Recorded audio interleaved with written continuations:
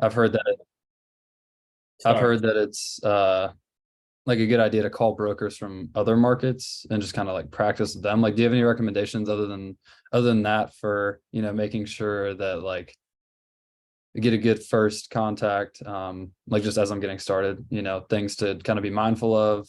Um, So yeah, things like that. personally, okay, so that's a good question. I think here's at least one of my approaches.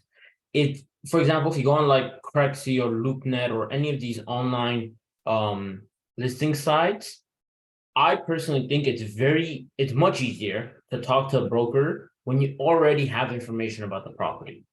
So what I mean by that is if I go on Craigslist, if I go on LoopNet and they have a OM already, or if they have a T12 already, or if they have a rent roll already, I could then do a little bit of homework about the property, like just look through those documents very briefly and get comfortable and get familiar with it. And then I have specific questions I want to ask lined up already. And it shows a sense of like, hey, I've done some research, I've done some homework on my end. I'm not just here asking you to tell me everything you know without me having gone through some of it already. Because as much as the broker, you want to find out the information that you can't find out online. If you can find it out online, some of it's good to verify, but at least in my opinion, if you're spending too much time finding stuff out that or asking questions about what you can already find out, you're not finding out the important stuff or building that connection. Um, so when, for example, if I'm calling, I want to know what is the seller's motivation. That's always first and foremost. That's I think one of the most important parts. Why are they selling? And then take it a step further. What's their plan after? And I love the response, and I think you guys have heard me say this before. The cop-out answer for any broker is 1031 exchange. Even if that's not their intention, it's just like quick, easy answer. But I don't think that's good enough. I always tell them, ask them, if the seller wants to do 1031 exchange, is it because they want a new project and they have a property identified, or are they doing it just to so they don't have to pay taxes on it? Those are two very different reasons, right? And we have a solution to the one where they don't want to pay the taxes, but they don't know what else to do because their equity is so large. Like they don't have a choice, right? It's like almost crazy not to do it. So I love asking that question. And then also if you could just find out maybe online, if you have the address, if you have this information, when did they buy it last? What did they buy it for? Just give yourself some ideas. Find out if they have debt on it. I'm not saying spend a lot of time in deep diving. Just scratching the surface allows you to have more of, I guess it helps you with underwriting the property first and foremost. And secondly, it's like, hey, I've done my homework. I know what I'm talking about. And you just add credibility. Um, Jerry, I don't know if you want to have it on topic, or if there's anything you want to add, or if you have anything else, go for it. Hey, how's it going, man? What's up? What's up? Yeah, you was just asking if anybody's talked to brokers this past week. I was on a few times with two different brokers on the same deal that we've got here locally to us, and they've been really open. My wife and I are going over and doing a walkthrough tomorrow, but the property's a brand new build, and it's, A-class property right on the Ohio River across from downtown Cincinnati. Beautiful property. But I know that, I've been asking about the debt on the property because I'm guessing that they're still under a construction loan, and haven't been able to get out of the construction loan. And I'm sure that that's got them in some pain. But when I've asked several times on, what kind of debt is on the property, and they've each time told me, we're not ready to tell about that just yet. So, we're not divulging that information or whatever. But they're wanting, a little bit too much for the property, for the income, and for what, I mean, right now I was looking at if we gave them asking price, we'd have like 3.3% cash on cash return for investors. And, being new construction, I mean, you'd have to bump rents a whole lot here, without really any improvements or anything like that. Yeah, Caleb, it's the Manhattan property in Dayton. But they're desperate to sell. They have to be if he's in a construction loan, because that's probably moved on them as far as the interest rate and things. That's the way a lot of these brokers are. I've noticed brokers getting to where they're calling more instead of dodging calls. They're calling and sending messages out and all that, just a lot more here lately. So reach out to them. They're willing to talk and meet with people. But this is a nice property. We'll probably be doing the napkin underwriting on it here this week. So on Tuesday's call. So. Awesome. So I think you bring up a good point. And you have to remember. So here's something to keep in mind. One, the broker may not always have an answer to everything, and two, they may not always want to give it to you. And at that point, that's there. You can do something about it, but you gotta think about it from this end. What information do I have, and now is it worth pursuing more? They'll always send you the basic stuff. And the great part about this is, I think one thing that puts a lot of like analysis paralysis into this is why I love sending out LOIs and I'm so aggressive with it, because I'm not married to anything. Even if I find out new information during escrow, I can go lower than my LOI, and there's a good chance most of the time it's going to. If everything runs smooth and perfect and you come out to the same dollar amount you initially offered, sweet. I just don't see that being the most common way that a deal goes through, especially on a multifamily level, where there are so many details that the current seller is not going to know about. When you do an inspection on a house, a single family house, the house you probably live in, if you purchased and went through inspection, how many new things did you find during inspection that even the seller didn't know about? Now imagine something on a multi-unit scale with all those doors and factors, and you haven't even, or they don't even see the property. They might even live there, So that's something to keep in mind as well. There's a lot of information that nobody knows until it's investigated, essentially, with inspections and leases and the X's and O's. So that's a good point. At the end of the day, you're not going to know everything when you go into the deal, but that shouldn't stop you from putting an offer out. I think that's you don't know until you try, right? Awesome. Thank you so much, Jerry. Jimmy Morris, how are you? I'm doing good, my friend. How are you? Doing well. Am I coming in clear? Just wanted to check. Yeah, I can hear you. I'm good on my end. This is so encouraging to see these, David jumping up here and just being aggressive and just saying, hey, what do I do? And we've all been there. And I remember Peter St. Martin, and when we kind of met, and I like him because we're closer to the same generation. So in a business looking forward, we butt heads and in professional, and you got to have two different mindsets of things where people can share, like, and you bounce off of one another. And I like where your gentleman was wanting to share a property that he's going to help you guys. I guess tomorrow we're going to do an underwrite a napkin with you guys and kind of teach folks. I love that. Something that I've learned, and I've heard this, and it started with Grant, was you love it. You like you had mentioned, Ed, is asking some questions. And I'll say this from experience. I just sold a race truck. I was trying to get this thing out of here so I could focus on multifamily, get rid of the hobbies, get the money right. Some of us got to think about that. You got these, $50,000 hot rods and trailers and all that. You need to think about it. It's what's it doing. So, I got rid of a couple of them. And this is what I noticed is this last one, I put it on market, and I'm just trying to make an example of loving your product when you let them know you like it versus browbeating them. I had 11 people in 48 hours following this truck. I put it up, but I didn't do nothing special. I made a video coming up to it. They offer you a video, and again, we're just talking about marketplace, but it doesn't have to stay there. Did a quick video. You can do a bunch of pictures. I changed my video a couple of times, and you got a minute. And every time I was trying to direct them on how to ask me questions. And what they were doing, they were so, oh, and again, I think David will get something out of this. And some of you guys, car people or whatever, they were saying, is there any rust? I got the doors open. These cars rust under the doors and in the fenders. And I'm pointing right at the typical spots. It's clean. The guy called me. He said, hey, I love it. I'll give you cash and I'll pay you to bring it. Never even saw the car. Everyone else is hitting me with all these questions. In 72 hours, I'm driving it to him. Okay. I let him steal it from me. Okay. Happy to, because I've got other stuff to do.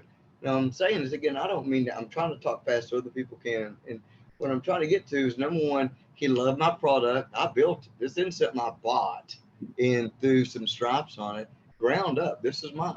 And I'll brag on it in a minute. He loved it. Everyone, what about this? What about that? When I was delivering it to him, I made another video. And I made a video of the trailer. I said, and I appreciate you guys. Y'all have been kind about the car. You're doing the best you can not to be ugly, but we kind of are. I said, but what you guys haven't noticed is the $10,000 trailer it's sitting on. And so I'm doing a video of the truck, and you're sitting there going, and then boom, my phone's blowing up. Now this is integrity. Think about this. I almost did this. I had to do this. I had a guy, I was 3-hour drive, I'm 30 minutes into a 3-hour drive. My phone's going beep, beep, beep. And it's like someone's doing this. Hey, look at me. And they keep sending me something to look at it. This guy he's across the United States. I will fly to you, bring you an extra $4,000, and then I'll have it shipped to my place. Well, now, this is tough. It was tough for about a minute and a half. I thought, really? I started doing the math. 4,000, I can go back, and this other guy's gonna be pissed. That's what I was concerned about. Was I'd already done a handshake agreement. People said, man, you know the contract. But integrity. And so I sent the guy a message. I said, man, I appreciate it. I'm already on the road. And he's trying to interrupt me. It's so cool because you can see him typing. I said, I'm on the road, and my word is to this guy. Guess what his words to me were, David? You got a contract with him? No, but what I do have is a gentleman agreement that I'm sticking to. I will up the 4,000. I said, man, I appreciate you. If I come up on anything as good as what I think I have produced, I will save you and I'll shoot you a text, knowing that you really want a good car. You don't want a project. You want a done car. This guy was so excited. And he's been racing bogs, and he's used to horsepower. He's used to it. Took this thing to him, and I told him, I said, set the time and everything's right. Put it on time and light. I guessed it by ear.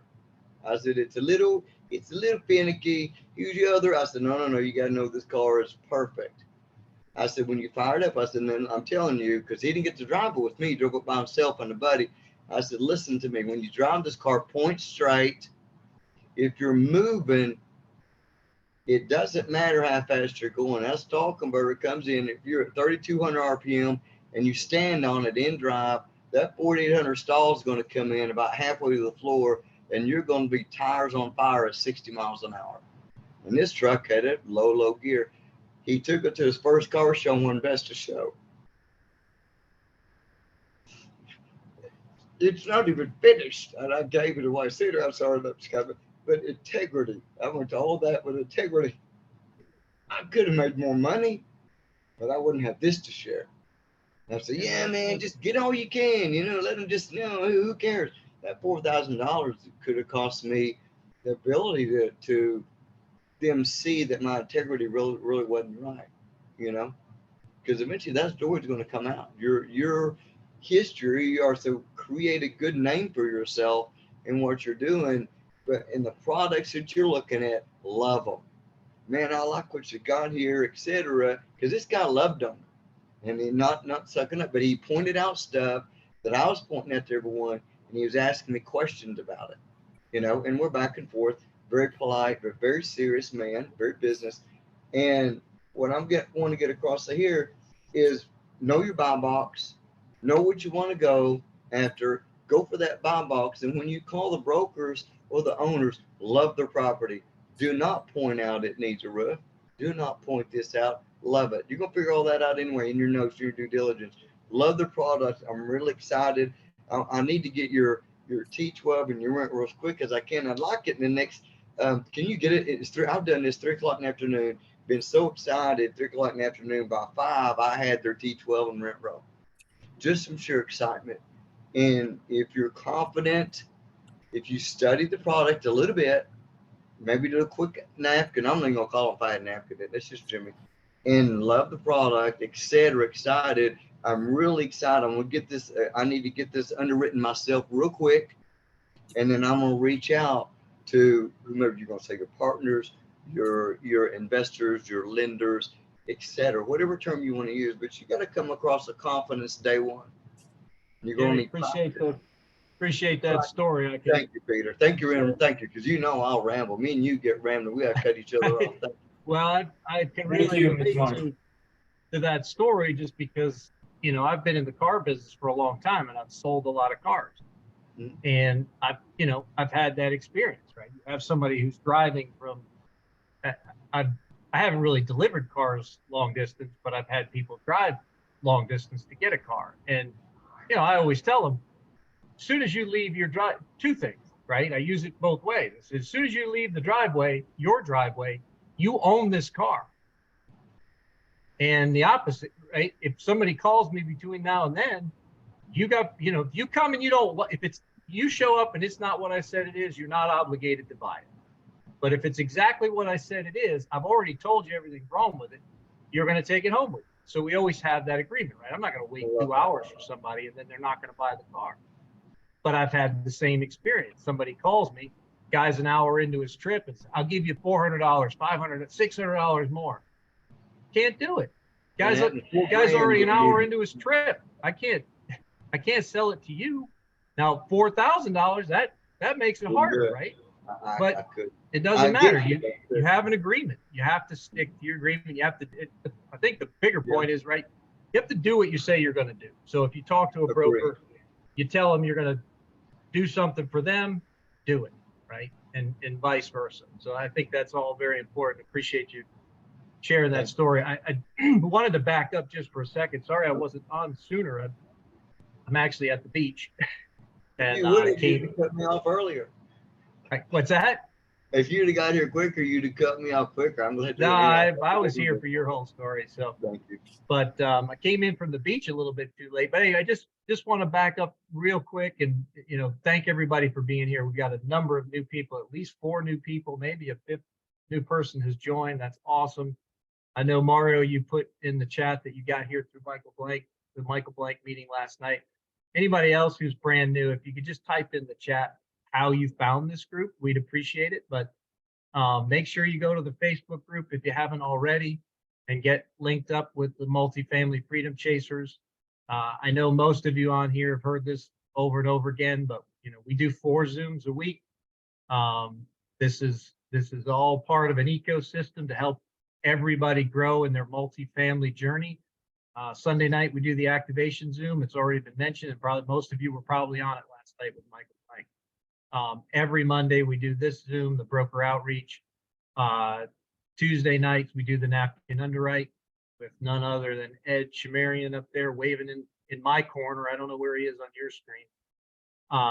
And then Wednesday night we do either, wait a minute, I'm getting confused. Sunday, Monday. Yeah, Wednesday is the Jerry Miles doing debt talks, or Victor NG doing the deep dive underwriting on Wednesdays. So Jerry, is it you this week or is it Victor? I think it's you, right?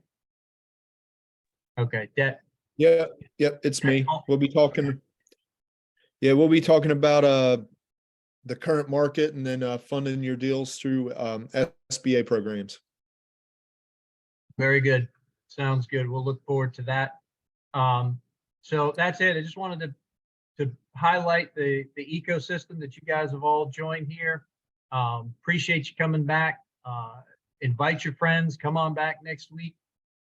And again, last week we kind of had a homework assignment, right? We were supposed to, and I know some of the folks who claimed they were going to do it aren't here today, and that's okay. And I'll reach out to them individually, but Does anybody else have some stories, either success or failures, from making calls last week? If you do, please raise your hand or just unmute yourself and share with us how things went, what went well, what went badly. And if we don't have any of that, that's okay. I know, Elise, I know you're on here all the time. In fact, I know you already have some assets. Are you continuing? Are you in a situation where you can talk, Elise? And if so, are you continuing to reach out to brokers, or what are you doing right now for Yes. steel? I'm doing well. Thank you. Thank you, Peter.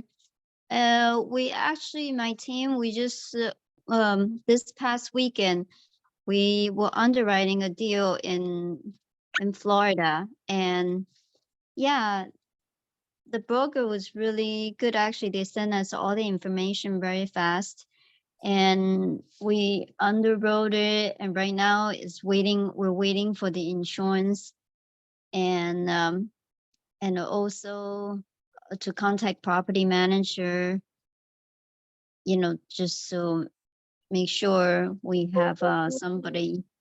And it's exciting, but yeah, it's a little scary feeling. I wrote the LOI getting ready to send out, but then another partner was looking at the CoStar, and it turns out the comps are, actually not really favorable, in a way that it's actually, the rents that the price of the rent they have right now is really pretty much at the top. And so we're not sure, we still gotta look more into it. Getting, deeper investigation is needed. Yeah. Yep. It's a Well- big deal, you really have to do a lot of investigation, a lot of research, and Absolutely. yeah. I mean, we've always talked about being conservative on the underwriting, right? But at this phase of the market, and I know Victor talked about the market cycles a lot last week, it's critical, right? We are coming off a peak. We're in a period of decline. Prices have not fallen enough yet to be in line with how much the interest rates have risen, right?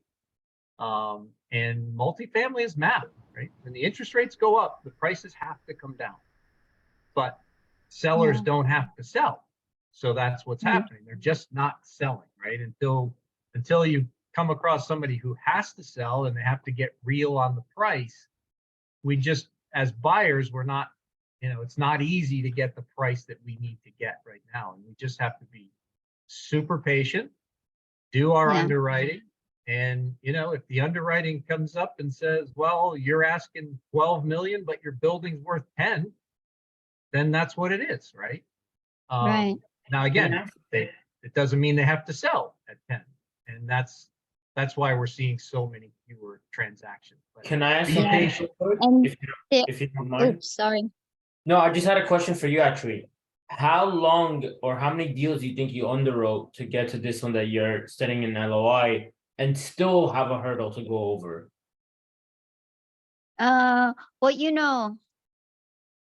Well, how many so far? I think I was looking at least, oh my gosh, like 25, or between 25 to 30 to get to one that we say, okay, let's do this. And we were thinking, we really thought about doing this one because of the location, and because Florida is a hot market. So we underwrote it, and but I'll tell you, they really paint a good picture on the OM. So we really have to do our due diligence and really have to, go into the apartments.com, get comps from there and the CoStar, and really, do our research. Yeah, because it turns out that it's really not as good as what they say. So is that Yeah. 25 or 30 that you underwrote or 25 to 30 LOIs you sent out? Oh, no, underwrote. Okay, Just the cool. first one. And you know what they say, like you have to look for like 100. You got to do 100 underwritings, and then maybe you get 10 that you have the LOI, and then one of them work, right? So yeah, I'm not nearly there, but it just like we hit one that we thought, okay, this might work. But yeah. So I like that you brought that up, because I want to bring this up as well, and it briefly discuss is, you remember we're in a shifting market. So in what may be, they say 100, let's just use that number for argument's sake. Mhm. That could be 115, that could be 120, just because the first 20 you did, the market shifted, interest rates have changed, your prices are readjusted. And actually, one more thing I think might surprise people who haven't been doing this for a while is you'll see old properties and listings come back around. And it could be months, it could be weeks, it could be a year. You never know. There's a lot of properties that I was looking at back in August and October. Well, actually, no, not August. I wasn't looking that much in August. In like November, December, that all of a sudden I'm seeing come up again. I'm like, where did this come from? Like, how's this back? And there's always readjustments. So it's something to keep in mind. Like, just because something doesn't work today, it could come back around tomorrow and work. And that's a part of keeping in touch with the broker as well. So that's important. And then also, that's why I say keep your docs, keep your underwriting. It'll put you in a mindset of, this is where I was at before. Okay, things have changed. Great. Now let me make those adjustments, but I can compare the two, right? So I think it's very important as well. Yeah, that's true. And it's always good to find out why they're selling. 100%. And they're selling because their cap is maturing. But it's just the number. I don't know. I'm not sure yet. We're still trying to figure it out what we should do. And So being a Florida resident, may I say just one thing? Of course. The insurance. Florida's insurance is going to be a little high. Expect it. Shop, and be particular on your insurance that they do pay. And ask them for, and don't in a polite way. And I think you'll do it right. And I have to work on it. Sometimes I'm not polite. I try to be, but I try to be professional. I come across obviously a little strong. Is ask for a deal. They'll give you a quote, and if you're getting other quotes and I need you to match this, but you have this, and this, that, and doesn't have, I still want that, but I want this other rate. I want a different, but I want to use your company. And again, remember we talked about bragging on the properties, brag on a company and know a little bit about your insurance companies that your thing, so you can feed that back to them, that who they are, they pay, and instead of brag on them, make them want you. Where they're going to do whatever they could do to get you, because your insurance in Florida stuff, you want good insurance. It's going to be high. And this is and I want the leadership here, like Jerry and Ed and you guys, chime in, please say something and interact with us. And because as the team and anyone else too, please, no, you're not interrupting me, I'll shut up. But in y'all's mindset, and how she could approach, and other than what I just said, what would y'all encourage on where she's doing her due diligence? She's gone through a bunch of them, but she really went, and Florida is a place to be. And it is a hot market, but you need to know what's going on around you and the insurance and that sort of thing. But please, somebody step up. Jerry is waiting to say something. He's leaned back and he's waiting on me to shut up. And I know he has something to say. Well, I just want to say that it's in the flood zone, but for some reason the broker is saying that, the flood insurance is not needed, and that's why we're waiting on the insurance right now. Tell them to get you a quote. Agreed. I'm sorry? Tell them to get you a quote. Be like, until it's in writing, I'll believe it when I see it. And I want to preface that the brokers aren't always lying. I'm not saying you make them prove everything under the sun. But that's how you gain that respect, and you double down and make sure your numbers are accurate.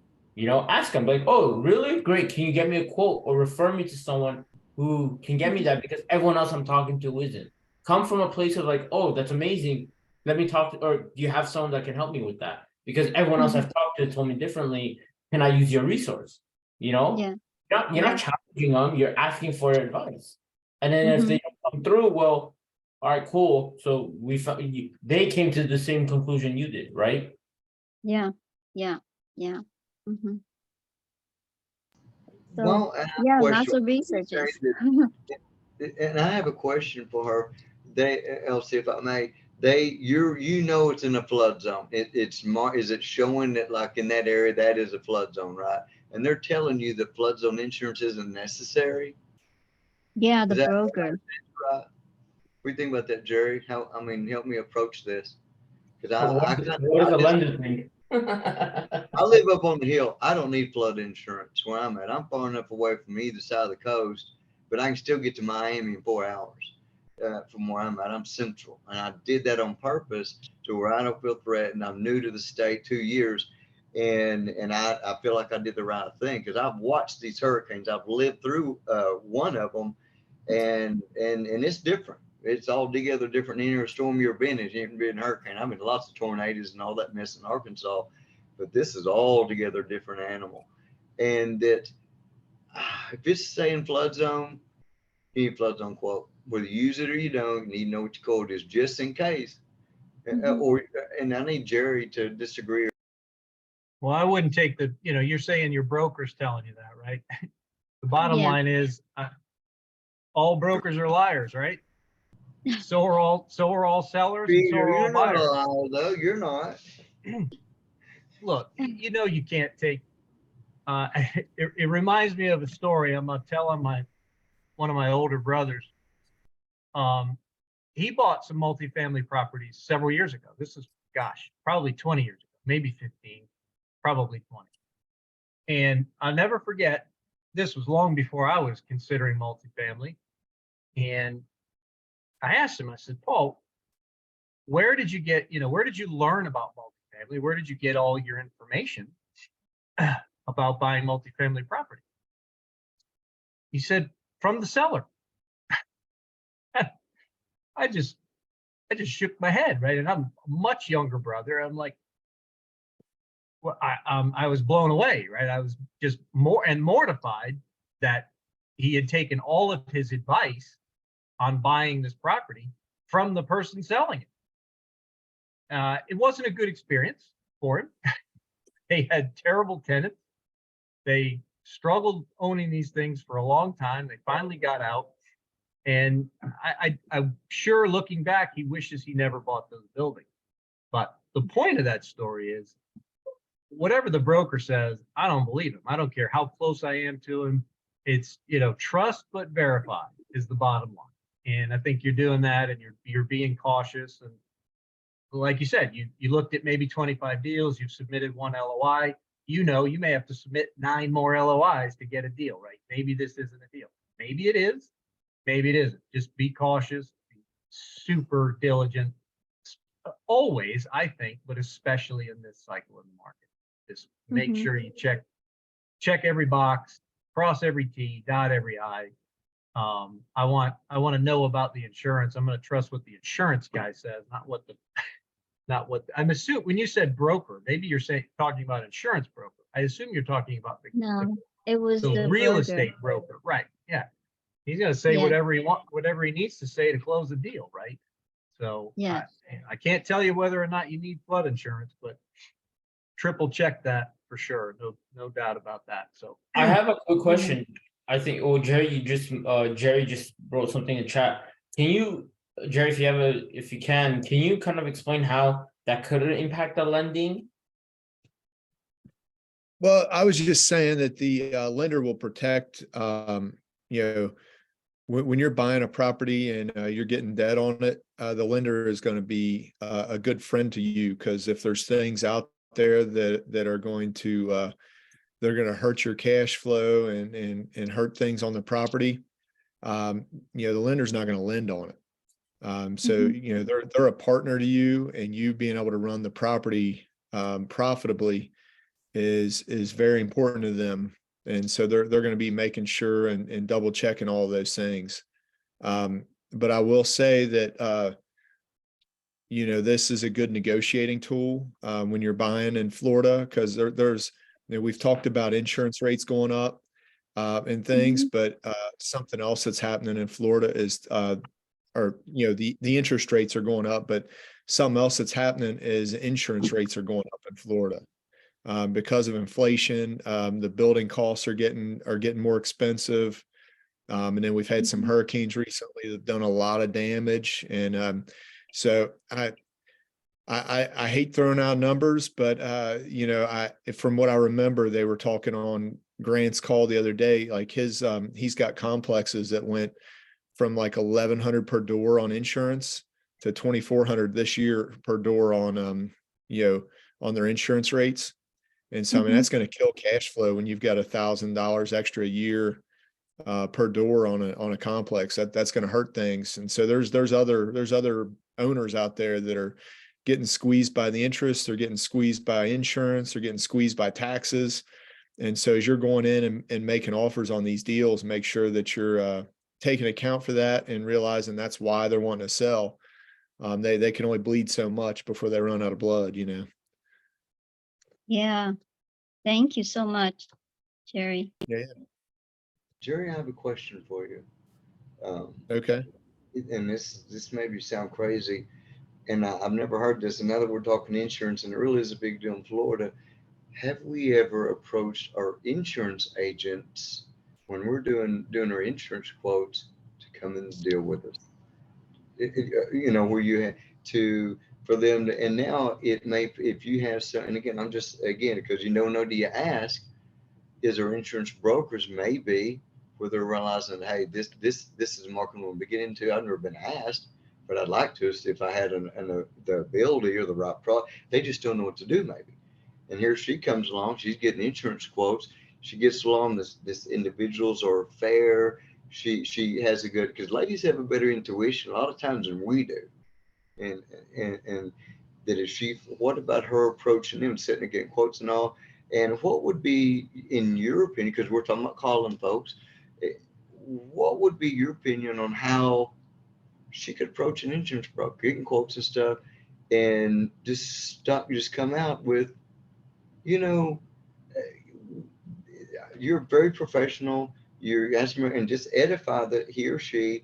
And has anyone ever asked you to be a part of a multifamily deal, to be in on a deal? Has anyone ever asked you? We seem to work well together. Yeah, you just got to come out and ask people, and not be afraid. I mean, we have a couple different businesses that we have insurance with our insurance guy, and he's on my list when we need money to fund a deal. I mean, you just got to build relationships with everybody, whether it's your CPA and your insurance guys, just every aspect of life. Just be professional and build good relationships. And we all have connections that can bring us that money for deals. So cool. Just and this is her coming to you guys. If she gets something where she's stuck, instead of her trying to figure it out, can she reach out to you guys, like your team here, where y'all can kind of give her a hand in any way, where she's to give her insurance quotes, and how would she, if she knows her insurance may double, how can we should we go ahead and put that in our napkin, that the insurance is, just say it's going to be high? If it ain't, then great. Just say up front it's going to be high. Well, when the lender underwrites the deal, with Freddie and Fannie, each state we have a formula to figure out what we're going to include on this deal for per door on insurance cost. So when the lender goes to underwrite it, they're going to tell you, hey, this is what we think it is. And then they're going to want you to verify, with an agent. As you get that far along, you're going to be talking to agents, and you're going to be verifying costs. But like through Freddie and Fannie, we have formulas that we can use to figure out per state, per city, on what it's going to cost per door for insurance. So Do they have a future calculation for like Florida, for example? We're gonna get hurricanes every year. We're gonna get at least 2 of them every year. Is there a calculation for a pre-calculation, say if one that they're kind of knowing, I'm obviously stumbling through this, where you could write it herself individually a little higher, the bank's gonna maybe write it lower, but she's already got it written higher to cover herself, and it still makes sense, meaning it's still cash Well, flow. yeah, So the money's there for I mean, that. generally you're underwriting. I mean, everything going up by 3% a year, right? You're underwriting that rents are going to go up 3% a year. You're underwriting that, taxes, insurance, all these things, because that's the inflation rate on average. Right now, inflation is, they say is 6-7%. But if you've been to the grocery or you've gone anywhere else, you can see that they're a little low on those figures. But they're saying it's 6% right now. But when you look at what insurance rates are jumping to, taxes, grocery bills, everything, our inflation rate's way higher. But just figuring on that inflation rate, and as you're going pro formas, you're figuring your rents are going up. You got to figure your taxes, insurance, all your costs, even landscaping, all that stuff's going to get higher and cost more. So that's all part of the pro forma and, figuring out all those costs. So. While we're on insurance, and you'd mentioned Grant from 1,400 to 2,400, wasn't it 1,200? And that's a pretty significant jump. And he talked about it. Was there anything he covered that you could educate us on how he's going to deal with that? Or is it just we just have to eat it when you're there and it jumps, you eat it? Or is some creative stuff we hadn't thought of that we can do this, that we don't want to be anything illegal ever, but just something that we hadn't thought of that we should start considering, to know that we're going to have to eat that, especially in Florida. Yeah, keep people in the apartments, don't have a lot of rent turnover. And then, finding creative ways to make more money out of the property. That's about the only ways you can do it. I mean, if you got a $2,000 a month apartment, I mean, it's kind of hard just to turn around overnight and say, oh, well, I'm going to charge $2,500 a month because my insurance is going up a lot. You really can't do that. So you just got to get creative and tighten the belt strap. And, a lot of these deals, investors are just losing out. So, the equity portion of these deals, a lot of them are losing out right now, and they're not making payments and things. So. So I'm going to hop in here real quick and just, I was trying to make some calls in the background. It's when we first got started with these, it seemed like we always got at least one person on the phone, and now we're trying to keep these calls to an hour. So it's definitely, there's less time. It makes it more challenging. We've had a few calls where we haven't reached anybody, and I just left a voicemail. And literally, I barely hung up the phone and I get a text back. I'm actually down in Jacksonville, Florida. I think most of you guys know I live in Atlanta. I'm in the Jacksonville area at the beach with my wife and my youngest child. But so I decided to look in this area, see if there was anything. And, if there's something interesting, maybe I could go walk it while I'm here. Well, I didn't really find anything in Jacksonville specifically, but something popped up in Albany, Georgia. So I called on that. She already called me back and said that property is under contract. So, a lot of times they're in communication and whatnot. But so I wanted to bring that up just to say that this, I've never spoken to this broker before. I will definitely be following up with her to see what other assets she might be representing currently. But they are being responsive, I think, far more responsive than they were back in October. I feel like, when things were probably more active than they are now. So anyway, I'm interested, even though it's under contract, I want to understand the numbers a little bit. I want to see what they have it under contract for and keep an eye on it, right? Because it could easily come back on the market. The cost per door seems to be pretty decent. I have no idea about any of the other numbers, so I don't know if it pencils or not. But like we were saying, we've got to look at a lot of deals to find one that makes sense. And the other thing that I'm going to be doing is going a lot to direct to seller, right? Need to keep reaching out to these brokers, need to establish these relationships with these brokers. But I think the best deals, more than likely right now, are going to come by going direct to seller. So it's 2:50. We got 9 minutes left before we want to sign off of this call.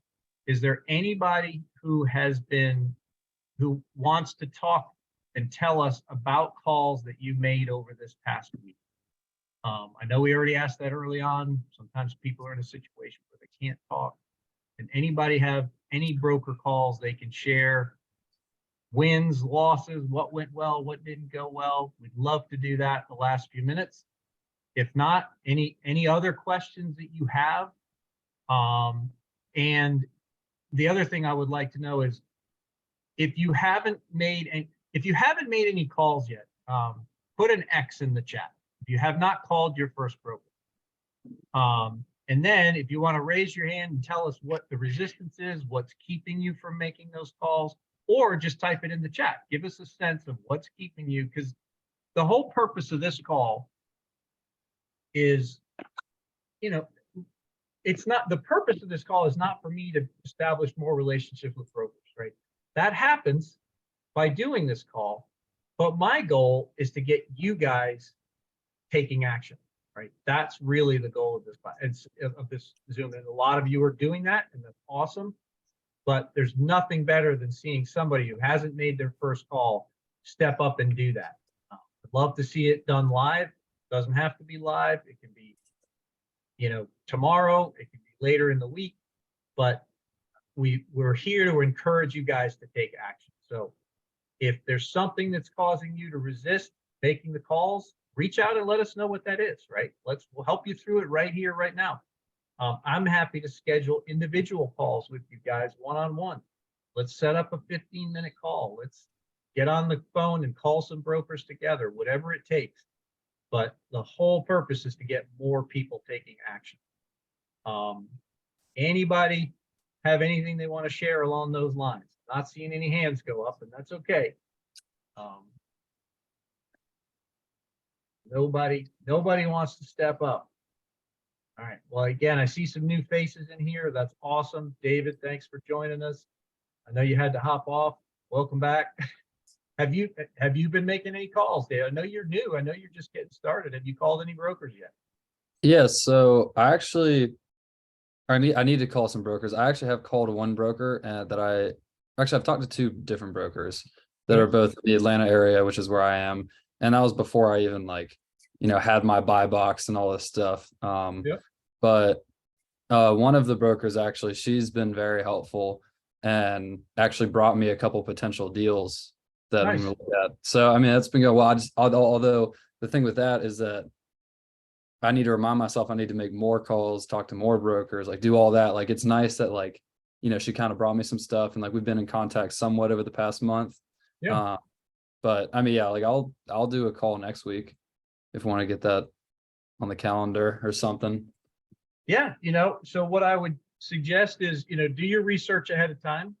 Have the properties that you're going to call on, and have some names and numbers. And what we're trying, my goal, what I'd love to see happen is 4, 5, 6, 10 of us are all dialing in the background while the discussion is going on here live, right? Which Ed usually helps me lead. And, I put myself on mute when I'm dialing, and then I just raise my hand and everybody gets quiet and we listen to the call, right? We'd love to do that. Love to have a whole bunch of people calling so we can get 2 or 3 live calls every week. One of the things I'm going to start doing is actually recording calls during the week, right? So, because it's hard. You can't make a broker answer the call in this 1-hour window, right? Sometimes it just doesn't happen. You just hit voicemail after voicemail. And so I want to encourage other people to do the same thing, right? Record those calls so we can listen to them with you and critique them for you And, you know, let's talk about what are you doing well? What are you not doing well? What could you do better? And I think it's like anything else, right? The more you practice, the better you get at it. I think a lot of the resistance is confidence. That's what I see over and over and over again, right? That's what people tell me. It's like, well, I don't know exactly what to say. Okay, well, make some calls. And we have a script, that something we didn't mention. If anybody wants our script, let us know. Put your put it in the chat. Say, please email broker script to, and give us your email address. We'll make sure you get that. That's what that's what gives you the confidence. I think number one, hearing a few calls is very helpful, just to see, you know, what we say, how we handle it, how we handle objections, that sort of thing. But once you have that script in front of you too, and I hate scripts from the standpoint of I don't like to be scripted, but I just use it as a guideline, right? I don't follow the script. I don't read the script. If I get lost in the conversation, maybe I'll glance over it and have, you know, give me an idea. But most of what I do anyway is just say, hey, what's the story behind it? Why are they selling?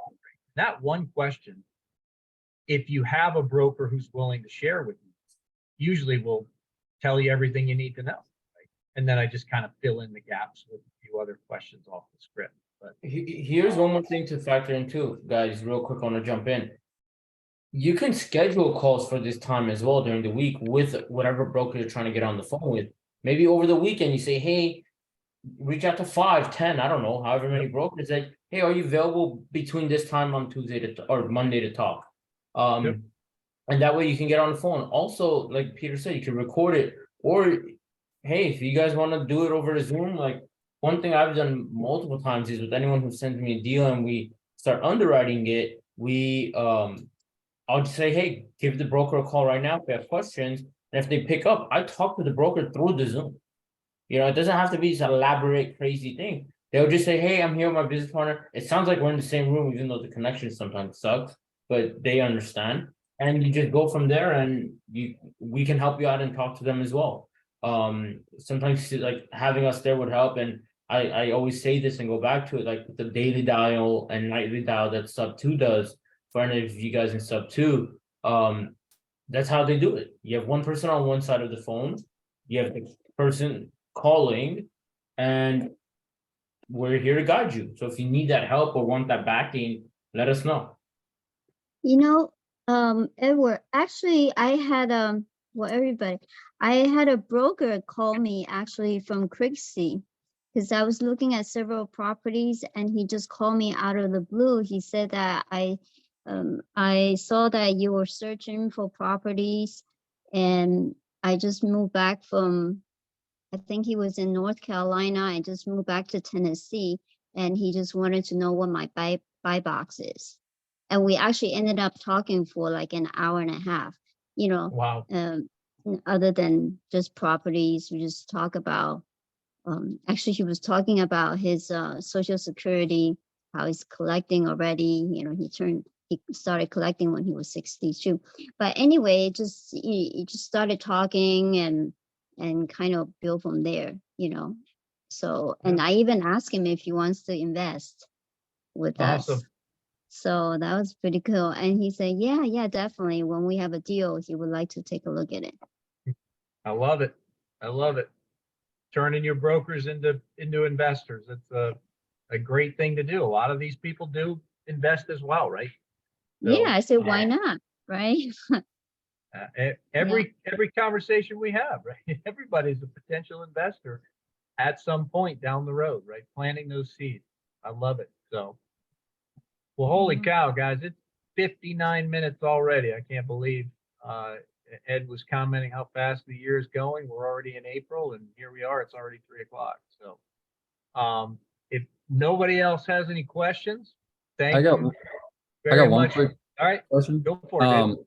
So I was just looking, like, I know GRIA is like a big brokerage firm. I was looking at the Atlanta, like the site for Atlanta on GRIA, and there's like a buyer criteria form. Would you recommend like filling that out and then calling them and talking about it, or just calling them directly?